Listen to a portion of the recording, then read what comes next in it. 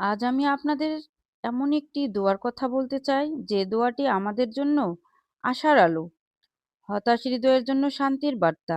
আমরা সবাই গুনাহগার, জেনে হোক না জেনে হোক, কথায় কাজে, চোখে মনে কত ভুল যে আমরা করে ফেলেছি।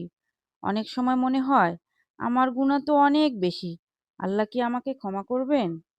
এই কথাটা শোনার পর আপনার মন যদি একটু কেঁপে ওঠে, তাহলে এই দোয়াটা আজ আপনার জন্য। হাদিসে এসেছে, একটি ছোট দোয়া আছে, যেটা যদি কেউ খাঁটি মনে পড়ে, আল্লাহ তাআলা তার ৯০ বছরের গুনাহ পর্যন্ত মাফ করে দিতে পারেন, যদিও তার গুনাহ সাগরের ফেনার মতো হয়। হে আমার রব, আমি নিজের উপর জুলুম করেছি, তাই তুমি আমাকে ক্ষমা করে দাও। তুমি ছাড়া গুনাহ ক্ষমা করার কেউ নেই। এই দোয়াটা শুধু মুখে নয়, মন থেকে পড়তে হবে। চোখে পানি এলে, ভাঙা হৃদয় নিয়ে পড়লে, নীরবে আল্লাহর কাছে মাথা নত করলে, আল্লাহ কখনো তার বান্দাকে ফিরিয়ে দেন না। আপনি যদি আজ ক্লান্ত হন, ভেঙে পড়ে থাকেন, জীবনের ভুলগুলো আপনাকে কুরে কুরে খাচ্ছে, আজই এই দোয়াটা পড়ুন। রাতে ঘুমানোর আগে, ফজরের পরে, বা একা বসে যখন মন ভার হয়ে আসে, তখন আল্লাহকে ডাকুন এই দোয়ায়। মনে রাখবেন, আল্লাহর রহমত আমাদের গুনাহের চেয়েও অনেক বড়। আমরা গুনাহ করি বারবার, আর আল্লাহ ক্ষমা করেন তার চেয়েও বেশি।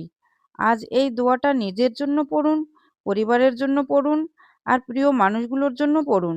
আল্লাহ যেন আমাদের সবাইকে খাঁটি তওবার তৌফিক দেন, আর আমাদের সব গুনাহ মাফ করে দেন।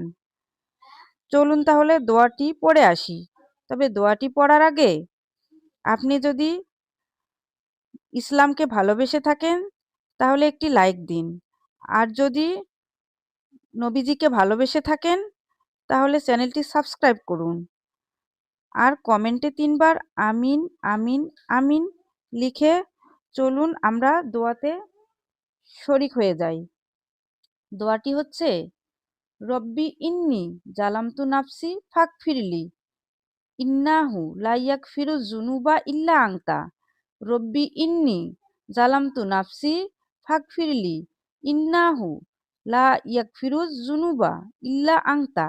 রব্বি ইন্নি জালামতু নাফসি ফাগফিরলি ইন্নাহু লা ইয়াগফিরু যুনুবা ইল্লা আনতা।